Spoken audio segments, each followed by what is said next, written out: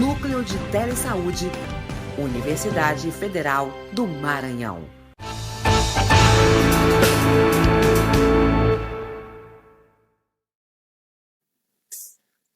Olá, sejam todos bem-vindos ao nosso podcast da saúde. Eu me chamo Bruna Cristina Lima, sou enfermeira, responsável pelas doenças de transmissão hídrica e alimentar na Secretaria de Estado da Saúde. E hoje nós vamos falar sobre um tema muito importante para os nossos profissionais de saúde, que são as meningites.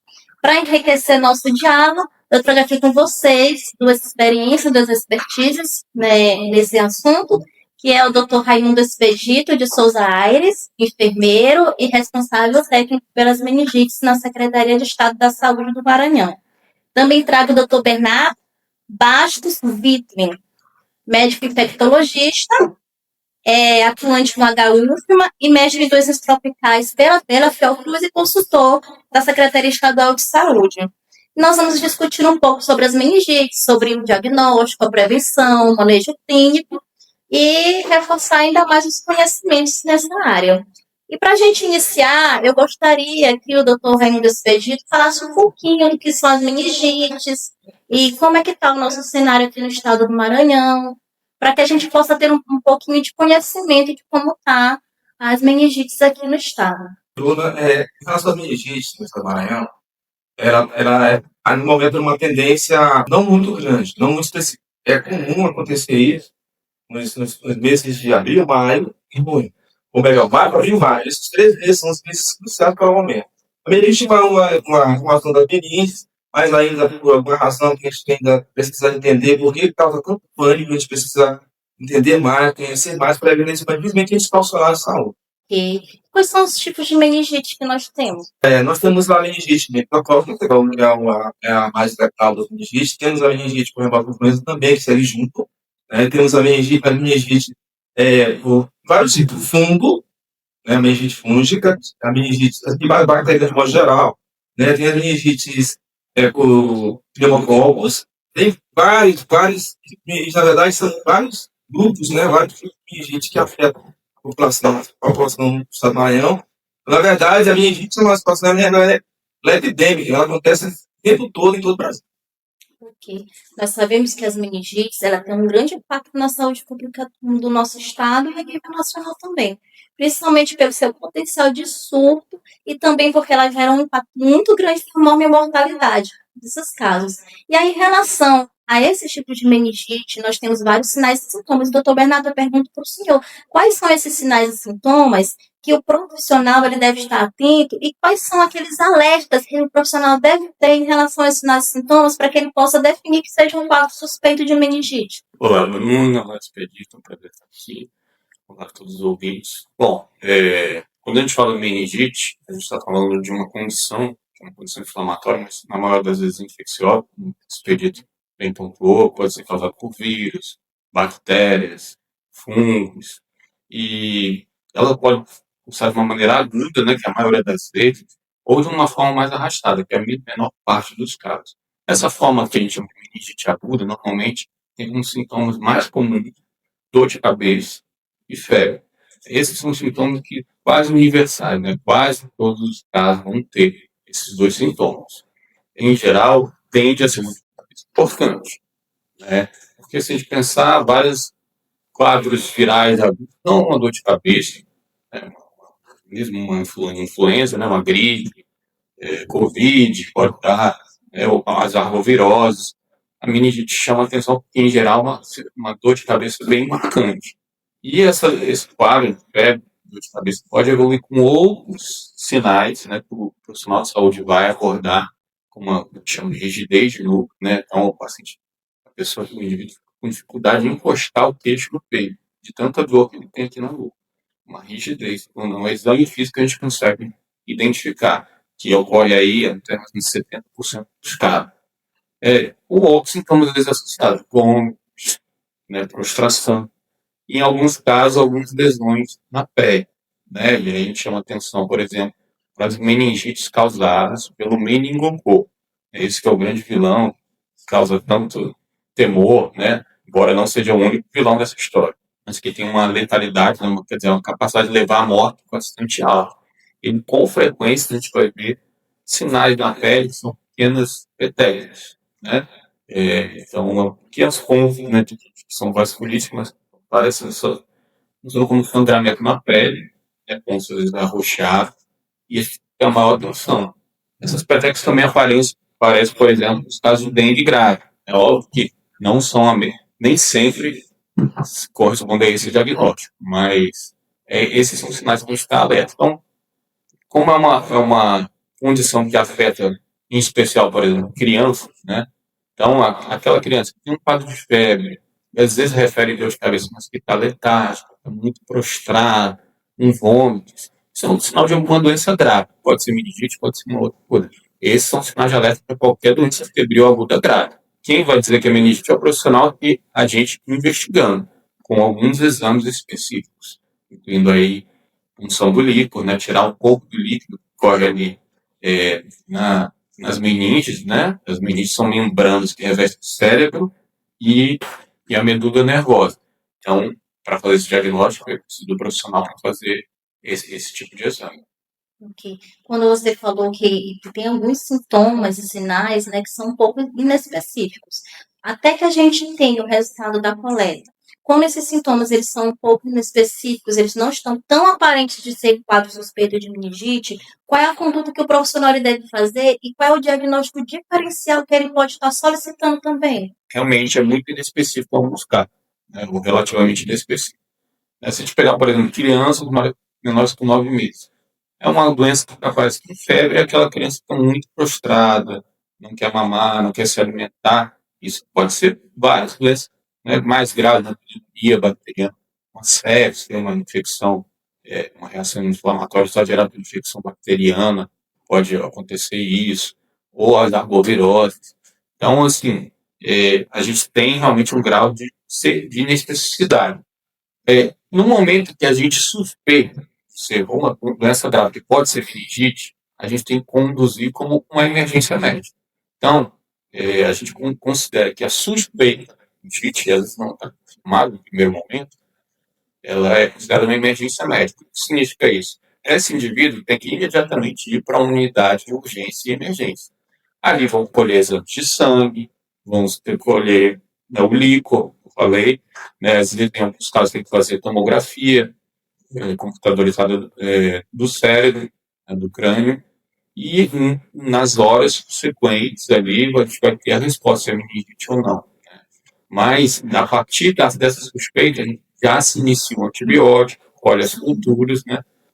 Embora nem toda meningite evolua com gravidade, né? Então, se a gente falar das causas de meningite viral, e às vezes corresponde até a maior parte dos casos, né? Se a gente for pegar os dados históricos, eu estava levantando o informe do Ministério, né, de 2010 para cá, mais ou menos, grosso modo, meningite virais corresponde a 45% dos casos, né, sendo que e as bacterianas mais ou menos 35% dos casos.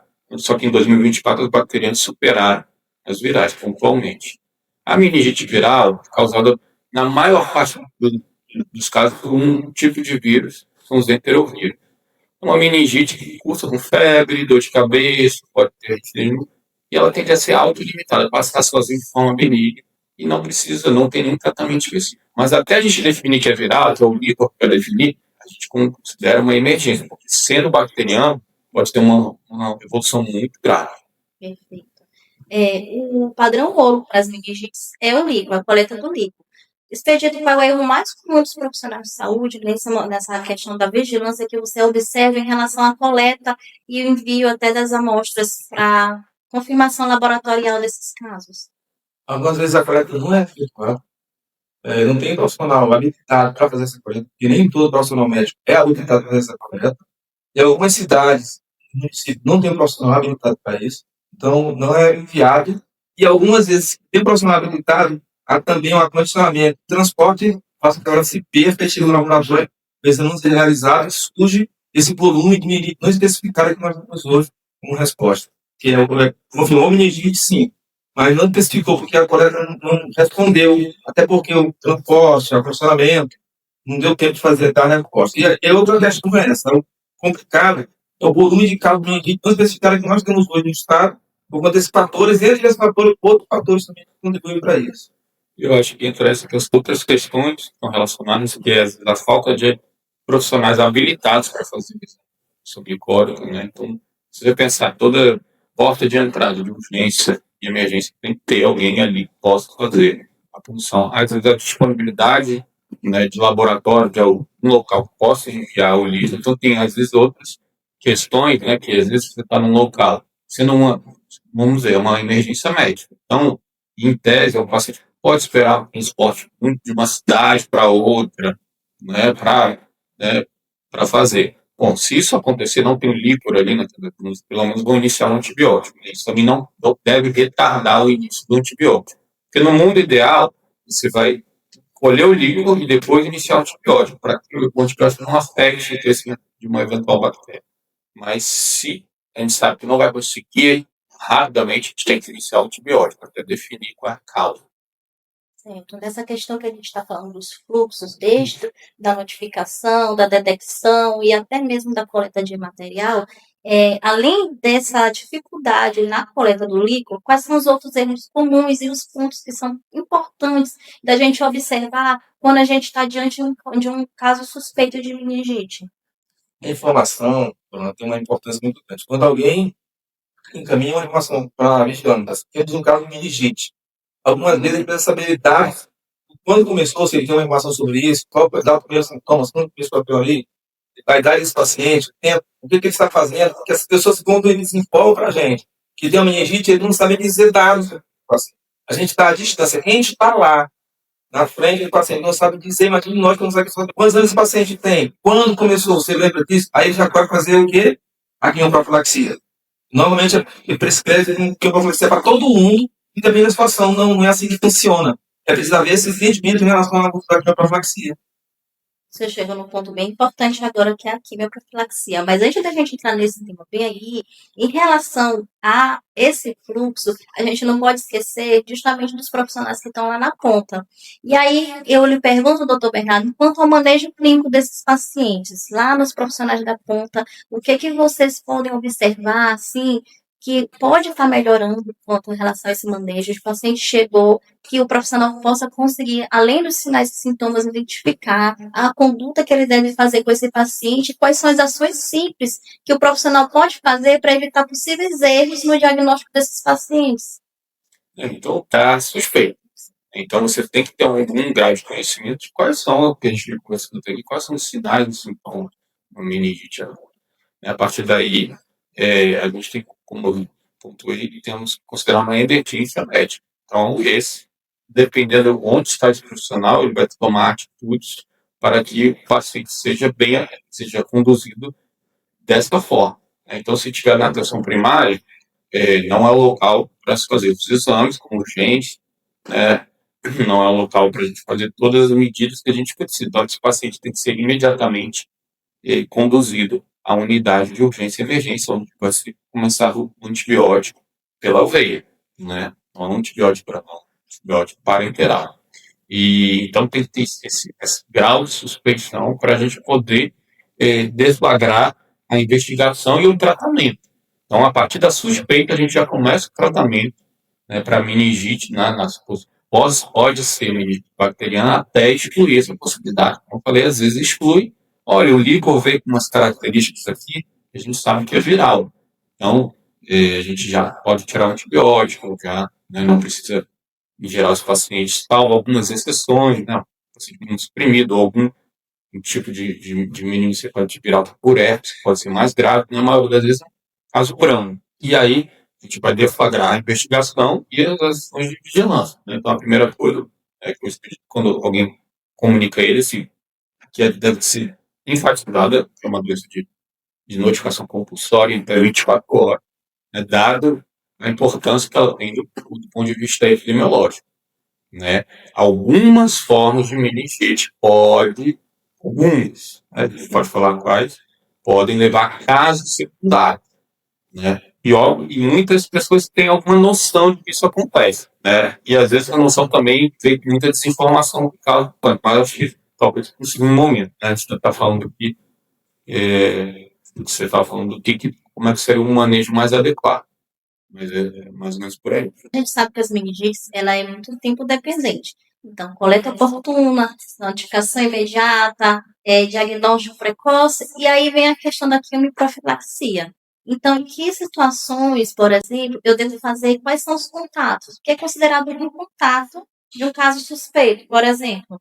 E quando é que eu posso entrar com essa quimioprofilaxia nesses pacientes, nesses casos?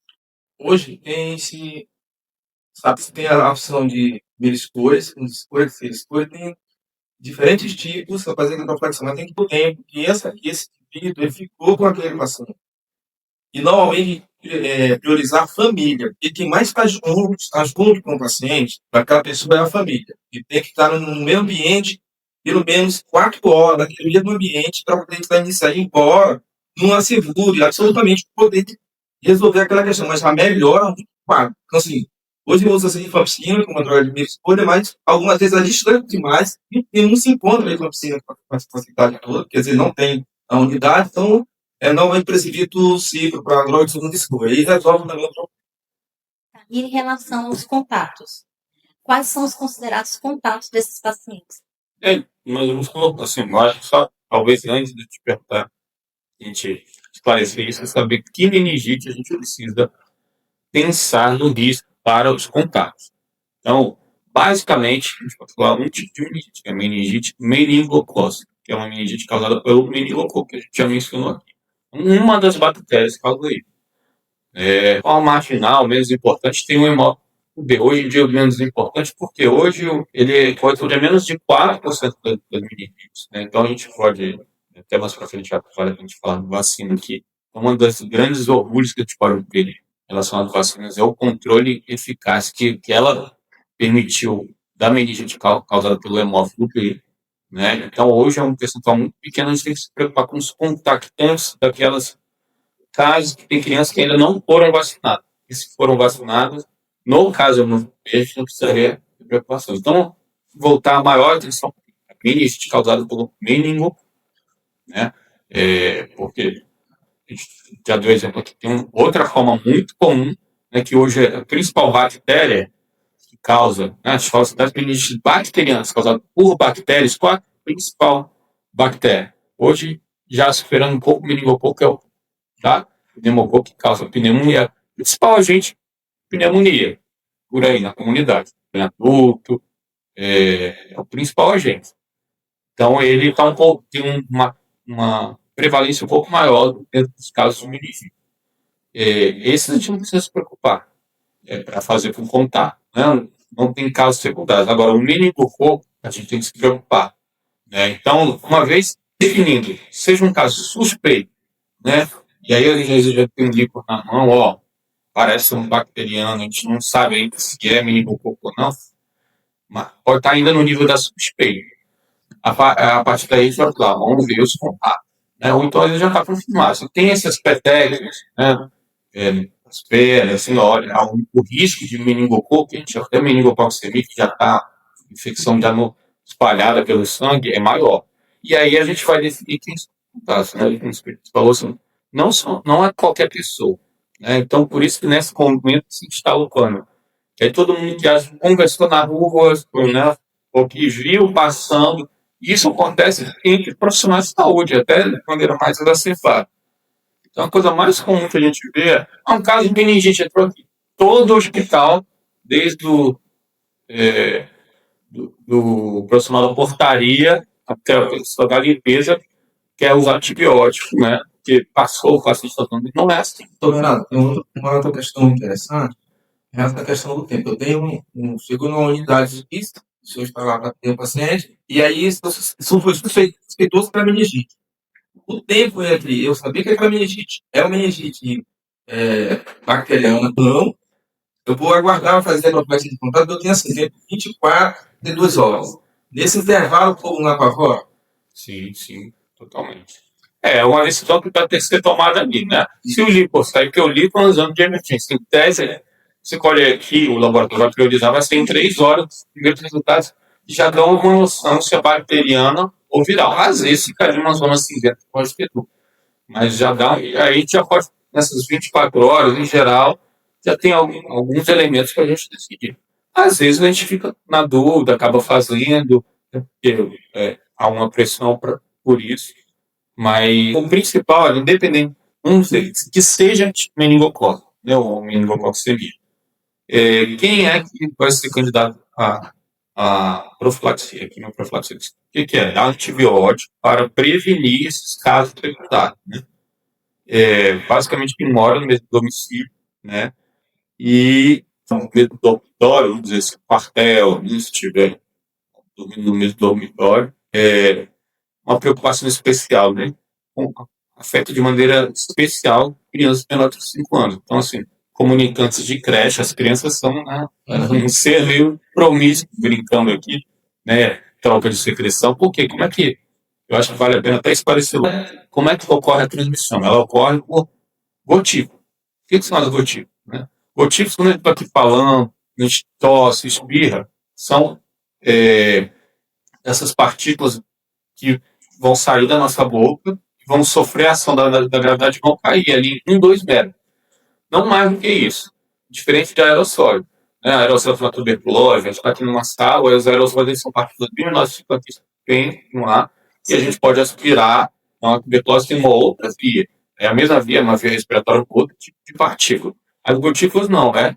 Então, são pessoas que têm proximidade, mas não uma proximidade fortuita. Ninguém vai pegar meningococo no elevador, rapidamente conversando. Tá? Então, em geral, requer um contato próximo. Por contato próximo, são pessoas que estão no mesmo ambiente, na casa, ou creche, ou contato por secreção, então alguém que beijou na boca de outra pessoa, o tempo de contato. No trabalho, ficando no trabalho, a gente tem que ver casa a casa. Eu não trabalho numa mesma sala, né? Então, eu estou trabalhando aqui, então assim, a gente ficou 4 horas aqui, né? 4 horas é um tempo assim razoável, embora é óbvio, se não é uma matemática de 4, vai ter que ser julgado, né? É, mas uma pessoa que está no outro canto da sala não tem que se preocupar, mesmo que tenha o dia inteiro, porque ele não chega até lá. Então, mesmo que eu tenha de pegar um cafezinho ali, porque existe todo o temor. E em relação aos profissionais de saúde, ainda é mais fácil definir quem vai que vai ter indicação de fazer. Profissional de saúde, a regra é não fazer. A exceção é, se o profissional de saúde não vai ficar lá 4 horas no máximo um atendimento de consultório ali. Se o profissional de saúde fez um procedimento invasivo, como entubou o paciente, foi aspirar, tá? Aspirou a via aérea, fez a reanimação, isso se ele estava sem EPI, sem máscara, que é uma coisa que já não é normal. Né? Então o profissional se descuidou, não colocou só o seu EPI, aí o que vai fazer? Ou seja, a regra é não fazer, a gente tem que partir. Então, profissionais que estão nos ouvindo, a regra é não fazer. A exceção só nessas situações são fazer. Então a gente já tira aquele peso. Eu vi vários pacientes assim, com pareceria para meningite. Eu nunca tomei, né? Não tem essa preocupação. Benedito, existe isso tudo documentado? Existe todos os protocolos? Existe?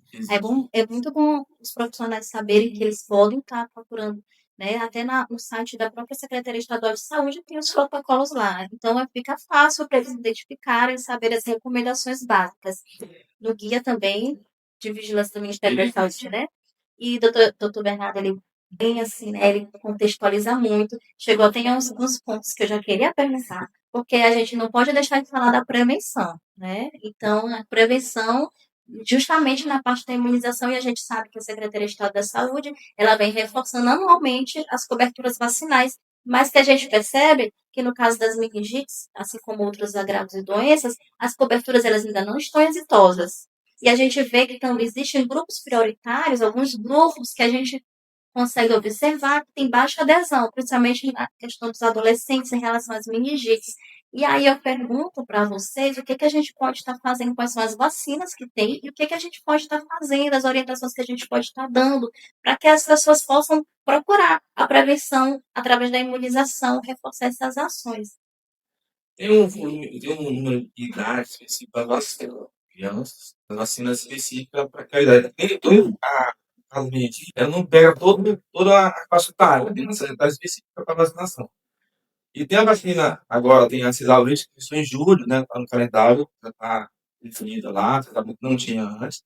Mas temos a meningocele, que já existe também. Temos a pneumodese, que é uma pneumodese valente, não enganado, essa vacina também, ela contribui. Tem várias vacinas no calendário vacinal específico para a meningite. O que acontece também é a busca por essa vacina, às vezes ela não ocorre. O pessoal vai quando alguém avisa, tem um estudo de meningite, tal como. Aí começa aquele fala. Normalmente, as pessoas não buscam a resposta, buscam a vacina.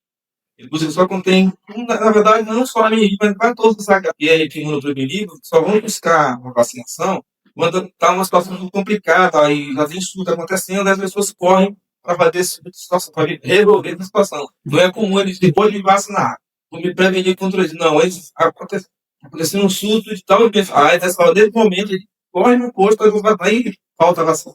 Porque não estava preparado aquele volume de pessoas buscando essa resposta. Isso acontece não só comigo, mas com outros sagrados também. É super importante a gente pontuar, né? Se eu tenho alguma contribuição para falar em relação à imunização? Eu acho. Se me permite, eu vou contar uma história aqui. É mesmo. É uma história da história com H. Em 1970, 71, né, foi a data de início da maior epidemia de meningite meningocócica no Brasil, cujo epicentro foi em São Paulo. Né? Então era o auge da ditadura militar e começou num bairro pobre, acho que Santa Amaro, em São Paulo, um bairro periférico, lá na década de 70, 1970, 1971. E aí começou a se espalhar. E aí, nessa época, o regime não queria nada afetasse assim, a imagem, né? Inclusive, questão de saúde, foi abafando. Até que começou a se espalhar, durou assim, uns 3 anos e explodiu. Chegou em bairros nobres, e aí quando começou a chegar em bairros nobres de São Paulo, a coisa ganhou a mídia. Os próprios profissionais não sabiam, né? Só que sabiam, estavam vendo, mas não sabiam quantificar, porque não havia um sistema oficial que tivesse orientando e mostrando dados. E a partir dali, assim, foi uma mini todo um tipo de sorotipo, um sorotipo específico C e depois um outro sorotipo que é o A também se sobrepôs, piorando a situação. Né? Aí, em 1974, quando a coisa já foram mais de 67 mil casos, né? Algo assim excepcional.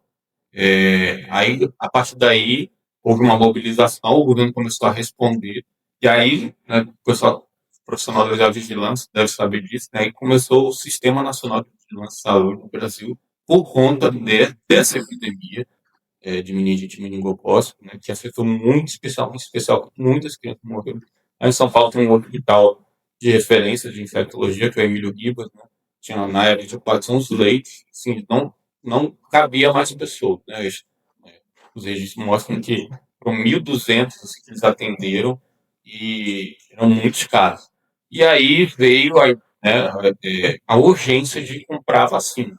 Né? Então a vacina ela era uma escala muito menor, não tinha para toda a população que estava sob risco. Né?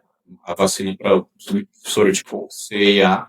Mas aí em 1975 foi fundado lá na Fundação Oswaldo Cruz Biomanguinho, né? Biomanguinho, que é um instituto de imunobiológico, que até hoje é o mais famoso, é o maior plano que mais produz, né? Tem um orgulho nacional, que atuou na pandemia, que produziu boa parte das vacinas, né? E hoje a gente tem como legado, né, de uma época triste, né? Até demorou, e uma época que a desinformação fez um estrago grande, e a falta da informação. Né?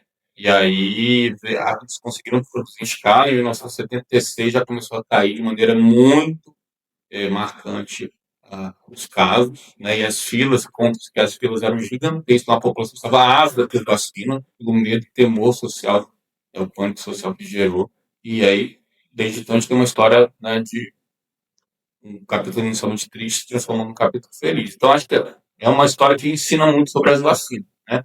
Então, hoje a gente nem se compara. A gente tem hoje no calendário vacinal as vacinas para boa parte do sorotipo, né? Então, no Brasil, quais são de maior importância? O principal é o C, e está no calendário vacinal, o sorotipo C e o meningococo, né?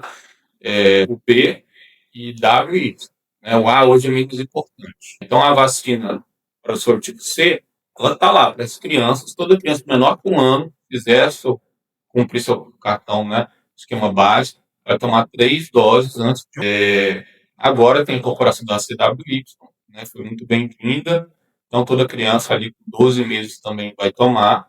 E os adolescentes também. Então, é uma faixa etária complicada, né? Às vezes trazer, né? A gente tem vacina aí do HPV, tem, mas os adolescentes de 11 a 14 anos, né? Então, é muito importante quem tem filho adolescente lembrar de trazer uma proteção. Quem não quer proteger da meningite meningocócica, essa doença é terrível. Então, a CWS a gente não tem ainda bem, que é uma tecnologia mais avançada, muito cara, isso daqui no privado, né? Então, e se você olhar o histórico, né, a série histórica, né, da incidência de meningite, e a gente coloca lá os anos, né, de 2000 para cá, a introdução da vacina, é impressionante como uma vacina, você tem uma queda, né, cada vez que produziu uma dessas vacinas foi uma grande vitória, tá? Então, nosso objetivo para a gente controlar essa prevenção é vacina, vacina, vacina, vacina. Infelizmente, a gente teve uma queda, né, pós-pandemia, começou muito com a vacina da Covid, muita desinformação, que afetou várias outras vacinas. Queda de cobertura que a gente está recuperando aí, boa parte, mas ainda estamos longe do que a gente gostaria. Importante reforçar que a vacina é a prevenção e é que ela está aí no Sistema Único de Saúde disponível gratuitamente. E aí a gente, só para a gente contextualizar um pouco mais, né, enfatizar mais a questão da notificação. Notificação, a gente tem muita subnotificação de casos.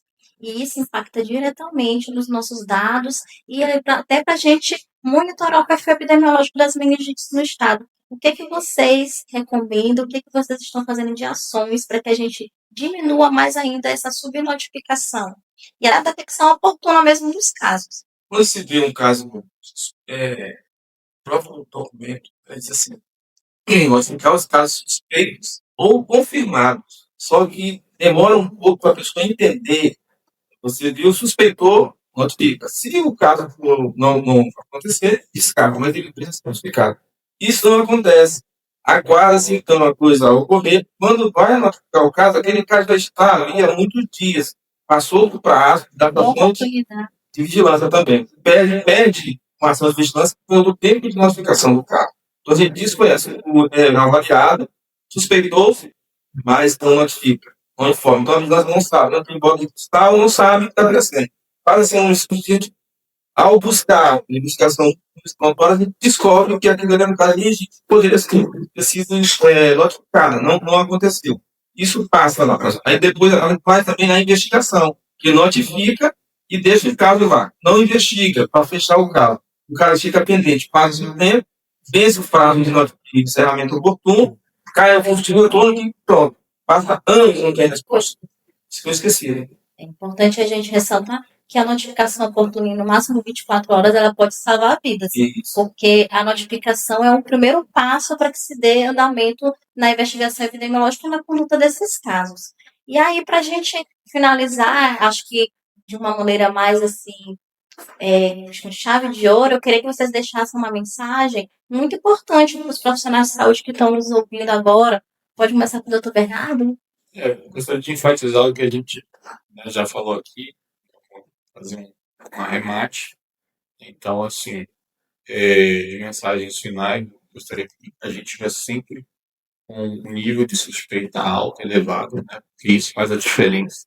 Se a gente conduzir uma emergência médica, a gente pode fazer intervenções que podem salvar a vida daquela pessoa, né? Então, iniciar o antibiótico prontamente, né? Colher os exames e fazer a notificação na suspeita, como o expedito falou. Depois, se não for, não tem problema, né? Vai ter um diagnóstico diferencial, mas é suspeito que deflagra várias ações de tratamento e de controle de vigilância. E gostaria também de enfatizar em relação às vacinas, né? Já da minha última fala. Então, se a gente cumprir nosso papel de convencer, informar as pessoas da importância das vacinas, a gente vai estar salvando muitas vidas.